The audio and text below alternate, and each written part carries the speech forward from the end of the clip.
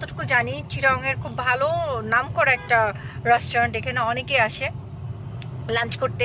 স্টেডিয়ামের পাশে, স্টেডিয়ামের ভিউ দেখতে দেখতে অনেকেই খাওয়া দাওয়া করতে পছন্দ করে। আমিও এই জন্যে আসছিলাম, কিন্তু এত বাজে একটা এক্সপিরিয়েন্স হলো। মানে আমি বলবো যে এরপর থেকে যখন আপনারা কেউ আসবেন তবে অবশ্যই খেয়াল করবেন, আপনি যখন একটা খাবার দিচ্ছেন, যখন আপনি সেটাকে প্লেট হিসেবে করছেন, সেটার বিল একরকম হবে, সেটার বলা একরকম হবে, তখন আর আপনি কয়টা পিস দিচ্ছেন সেটা হিসাব হয় না, প্লেট হিসাব হয়, তাই না?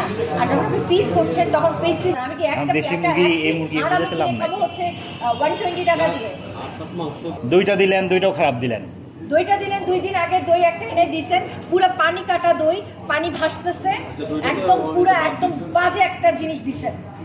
আসছিলাম চিটাগংয়ে কিছু কাজে, তো কাজ শেষ করে আমরা ভাবলাম যে এখানে খুব ভালো নামকরা কিছু রেস্টুরেন্ট আছে, এখানে লাঞ্চ করি। তো চলে গেলাম রোদেলা বিকেলে। ঠিক যেটা হয়েছে যে আমরা বলছি ভাত খাবো মুরগি দিয়ে, তো হচ্ছে মুরগি অর্ডার করেছি, বলেছে এক প্লেটে 5 পিস থাকবে। আমি ওকে থাক, অসুবিধা নেই, এক প্লেট আমাকে দেবেন। ওকে যখন আসছে তখন আমি দেখলাম 3টা ভালো পিস ছিল আর 2টা বোনস ছিল। সো এটা তো প্লেট হিসাবে থাকলে তো এরকম বোনস টোনস মিক্স থাকেই।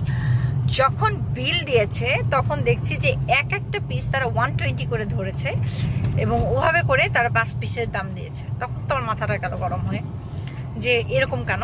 তখন তারা বলতেছে যে আমাদের মেনুতে লেখা আছে পার পিস 120 করে। তখন যে পার পিসের হিসাব যখন হবে তখন তার প্লেটের হিসাব আসবে না, আর প্লেটের হিসাব যখন হবে তখন পার পিসের হিসাব হবে না। যাই হোক, নেক্সট টাইম কেউ যদি রোদেলাতে যান, তারা এই ধরনের কিছু করছে কিনা আপনাদের সাথে কখনো আমাকে জানান।